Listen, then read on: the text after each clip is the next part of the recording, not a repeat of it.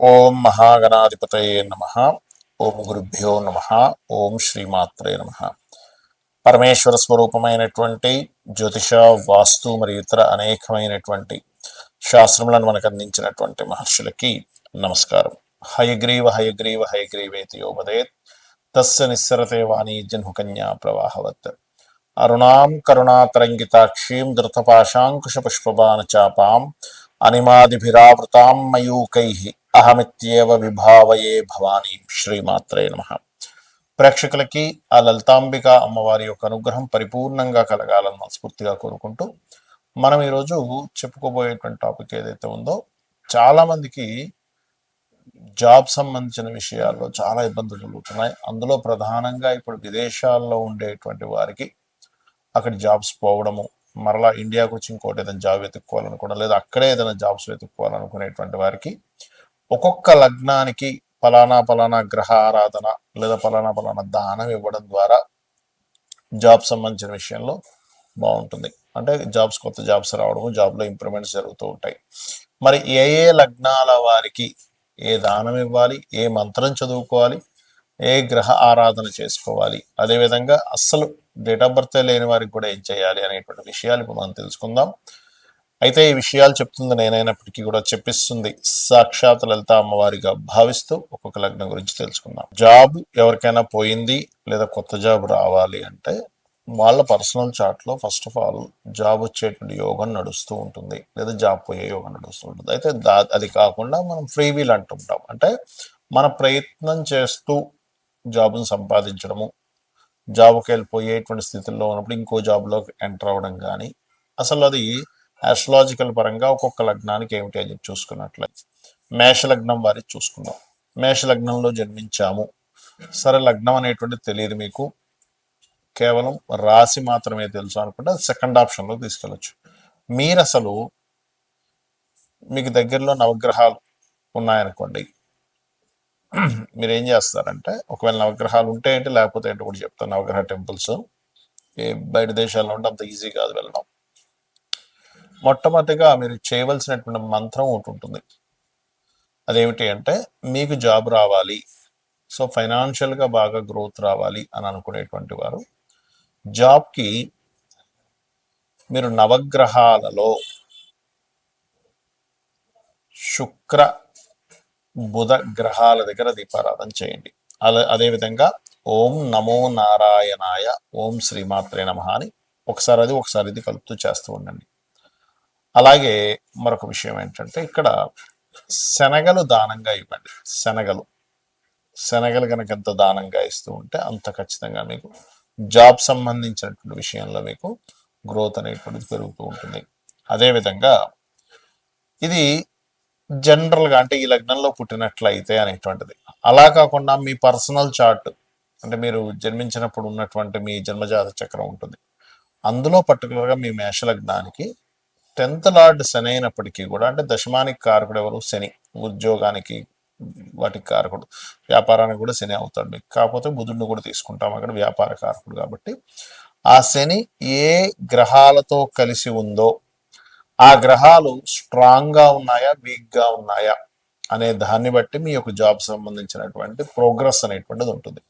కాబట్టి మీ దశమ స్థానాధిపతి, మేషలగ్నానికి దశమ స్థానాధిపతి అయినటువంటి శని భగవానుడు ఏ రాశుల్లో ఉన్నాడు, ఏ గ్రహాలతో కలిసి ఉన్నాడు, ఎక్కువగా శుభగ్రహాలతో కలిసి ఉన్నాడు అనుకోండి, మీ జాబ్ గురించి ఏమి టెన్షన్ పడాల్సిన అవసరం లేదు. అలా కాదండి, కాస్త పాప గ్రహాలతో కలిసి ఉన్నాడు అంటే శనికి వ్యతిరేకమైనటువంటి గ్రహం. అంటే ఇక్కడ ఏంటంటే, ఒక ఎనర్జీ డిఫరెంట్ ఎనర్జీస్తో కనెక్ట్ అయినప్పుడు అది దానిది ముందుకు వెళ్ళదు. ఎలా అంటే నీరు, నిప్పు, ఆ రకంగా అనమాట. ఉదాహరణకి మీ యొక్క శని భగవాన్ ఒకవేళ కుజకేతుతో కలిసి ఉన్నాడు అనుకున్నప్పుడు కుజకేతు గ్రహాల దగ్గర దీపారాధన చేయడము, కందులు, ఉలవలు దానంగా ఇవ్వండి. సర్వసాధారణంగా కర్మకారకుడైన శనికి ఈ 2 గ్రహాలు పాపస్థ గ్రహాలు అవుతాయి. ఇలా చేస్తూ ముఖ్యంగా లలితా సహస్రనామాల్లో ఓం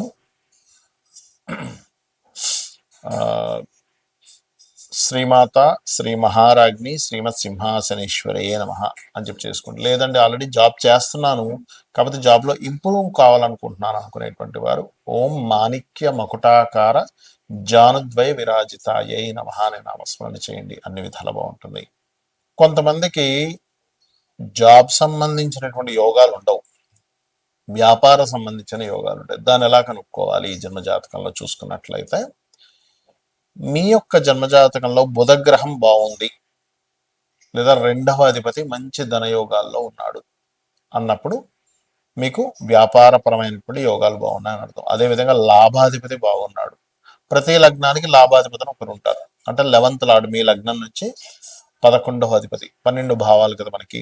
ఆ 11వ అధిపతి కనుక బాగుండి బుధగ్రహం వ్యాపారానికి కారక గ్రహం అయినటువంటి బాగున్నట్లయితే అక్కడ మీరు అర్థం చేసుకోవాల్సింది ఏంటంటే, ఓకే నేను వ్యాపారాల్లో రాణిస్తాను. ఇక్కడ మరలా మీరు ఈ వ్యాపారాలు కూడా 2 రకాలుగా ఉంటాయి. ఒకటి ప్రోడక్ట్ రిలేటెడ్, అంటే మీరే తయారు చేసి ఒక ప్రోడక్ట్ అమ్మడం. రెండవది సర్వీస్ ఓరియంటెడ్, సర్వీస్ రిలేటెడ్, అంటే మీరు ఒక ప్రోడక్ట్ అమ్ముతారు, తయారు చేస్తారు, దాన్ని మీరు మధ్యవర్తిగా ఉండి, ఒక జొమాటో అనుకోండి, జొమాటో కావచ్చు, స్విగ్గీ కావచ్చు, ఇవన్నీ వాళ్ళేం తయారు చేయరు ప్రోడక్ట్ని, వాళ్ళ మధ్యవర్తిగా ఉంటారు. లేదా ఒక రియల్ ఎస్టేట్ వాళ్ళు వెంచర్ వేశారు, ఈయన మధ్యవర్తిగా ఉండి అమ్మిపిస్తుంటారు. లేదా కారు అమ్మడం ప్రోడక్ట్ రిలేటెడ్ అనుకుంటే, కారు మీద సర్వీసెస్ ఇవ్వడం ఈజ్ సర్వీస్ రిలేటెడ్. మీ జన్మజాతకంలో కనుక మధ్యవర్తిత్వ మూలంగా ధనయోగాలు ఉంటాయి, మీ సర్వీస్ ఓరియంటెడ్ వాటిలోకి వెళ్ళాలి. అలాగే మరి కొంతమందికి ఉద్యోగం చేస్తూ ఉంటారు కానీ వ్యాపారం చేయాలని కోరిక ఉంటుంది. ఇక్కడ ఎందుకు ఉంటుంది అలాగా అంటే, మీకు ధనయోగాలు అనేవి 2 రకాలుగా ఉంటాయి. అంటే ఒకవైపు ఉద్యోగం, ఒకవైపు వ్యాపారం. వాళ్ళకి పర్టికులర్గా బుధుడు కనెక్ట్ అవుతాడు, ధనకారకుడు, అండ్ శని కూడా ఇద్దరు కలిసి కనెక్ట్ అవ్వడం, లేదా శని భగవానుడు వక్రించి బుధరాశుల వైపు బుధుడి వైపు వెళ్ళడం జరిగినప్పుడు ఒకవైపు జాబ్ చేస్తూ ఒకవైపు వ్యాపారం చేయాలని ఇట్లాంటివి ఉంటాయి. అయితే ఇక్కడ చాలా మంది విదేశాలకు వెళ్ళి అక్కడ జాబులు దొరక మళ్ళీ వెనక్కి రావడం, లేకపోతే ఇక్కడ జాబులు దొరక విదేశాలకు వెళ్ళడం కూడా జరుగుతుంటుంది. దానికి కారణం ఏమిటి? మీ జన్మజాతకంలో విదేశీ ధనయోగం, విదేశాల్లో ఉద్యోగం చేసే యోగం ఉంది అంటే 212 యాక్సెస్ సంబంధం, అంటే 2వ అధిపతి 12వ అధిపతి, లేదా 10వ అధిపతికి 12వ అధిపతికి 2వ అధిపతికి సంబంధాలు రావడం, రాహుకేతు యాక్సెస్లో అన్ని గ్రహాలు ఒకవైపు అంటే ఇంకోవైపు వెళ్ళి శనుండి దాని కాంబినేషన్లో ఉండడం, ఈ ఫార్ములాస్ అన్ని కూడా శాస్త్రంలో చెప్పబడ్డాయి. ఇలా ఉన్నట్లయితే అప్పుడు మీరు విదేశాలకు వెళ్ళి చేస్తారు. అలా కాకుండా అసలు 212 కాంబినేషనే లేదు, 10-12 కాంబినేషనే లేదు, అండ్ ఆ మహాదశ నడవట్లేదు, అసలు చంద్రరాహు శని కాంబినేషన్ లేదు, గురుచంద్ర రాహు కాంబినేషన్ లేదు అన్నప్పుడు మీరు విదేశాలకు వెళ్ళి ఉద్యోగం చేయడం వల్ల ఇటువంటి ప్రయోజనం ఉండదు. అక్కడికి వెళ్తారు, ఊరికే టైంపాస్ అయిపోతుంటుంది, డబ్బులు ఖర్చు అయిపోతాయి, అయ్యో ఇంత టైం వేస్ట్ అయిందని మళ్ళీ వెనక్కి రావడం, ఇట్లాంటివి జరుగుతుంది. సో మీ పర్సనల్ చార్ట్లో అసలు ఏ యోగం ఉంది అనేటువంటిది ఫస్ట్ తెలుసుకోండి. అంటే మన పర్సనల్ చార్ట్లో మనం అసలు ఎందుకు పుట్టామనేటువంటిది ఒక లెక్క ఉంటుంది. ఏం సాధించడం కోసం పుట్టాం, అదేవిధంగా మన జీవిత గమ్యం ఏమిటి, మన కర్మ ఏమిటి, మనం పాస్ట్ లైఫ్లో చేసుకున్నటువంటి కర్మ ఏ రూపంలో ఇక్కడికి వచ్చింది అనేటువంటి చాలా క్లియర్గా ఉంటుంది. కాబట్టి మీరు ఏం చేస్తారంటే ఫస్ట్ మీ పర్సనల్ చార్ట్ తీసుకోండి. లేదంటే నా దగ్గర చార్ట్ లేదు, ఏమీ లేదు, కానీ నాకు ఉద్యోగం రావట్లేదు, ఏం చేయాలి? సింపుల్గా 2 మంత్రాలు చెప్తాను, లలిత సహస్రనామం.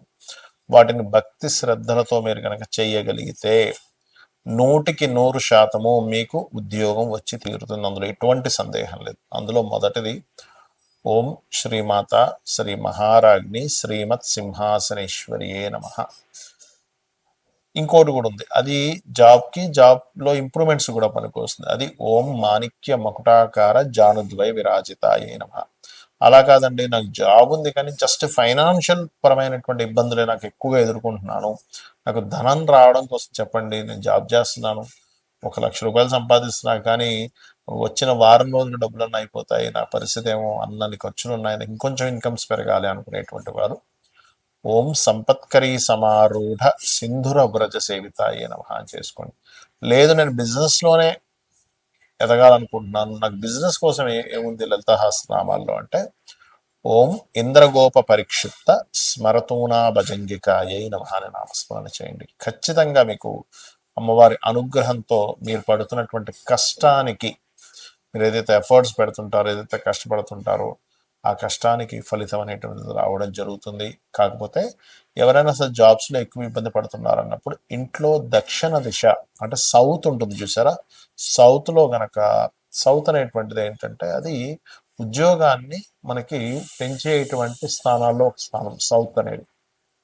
మీ ఇంటి ఆవరణలో సౌత్లో ఏదైనా బాత్రూమ్స్ లాట్రిన్స్ లాంటివి ఉంటే వాటిని తీయలేని పరిస్థితిలో ఉంటే కనుక మీరు ఒక కాపర్ పట్టి లాంటిది వేసేసేయండి, సరిపడుతుంది. దాని చుట్టూ కమోడ్ చుట్టూ. ఓకే. అలాగే వెస్ట్లో ఉన్నా సరే కొంచెం ఐరన్ పట్టి లాంటిది వేయండి. ఎందుకంటే పడమర అనేటువంటి శని భాగం ఏదైతుందో బెనిఫిట్స్ వచ్చేటువంటి ప్లేస్, అదేవిధంగా కర్మకారకుడు, ఉద్యోగానికి కారకుడు. ఇక్కడేమో సౌత్ కాబట్టి ఈ రెండు చెక్ చేసుకోండి. ఆగ్నేయంలో చిన్న గ్రీన్ బల్బ్ ఒకటి పెట్టండి. ఉత్తరంలో కంప్లీట్ వాల్కి వైట్ కలర్ ఉండేలా చూసుకోండి. బికాజ్ ఆఫ్ కుబేర స్థానము, అక్కడ స్పేస్ ఎలిమెంట్ ఉండాలి. సో ఇవి చేయండి, ఖచ్చితంగా మీ ఫైనాన్షియల్ ఇంప్రూవ్మెంట్స్ పెరుగుతాయి. ఆ యొక్క అమ్మవారి అనుగ్రహంతో మీరు ఆనందంగా ఉండాలని మనస్ఫూర్తి కోరుకుంటూ శ్రీమాత్రే నమః.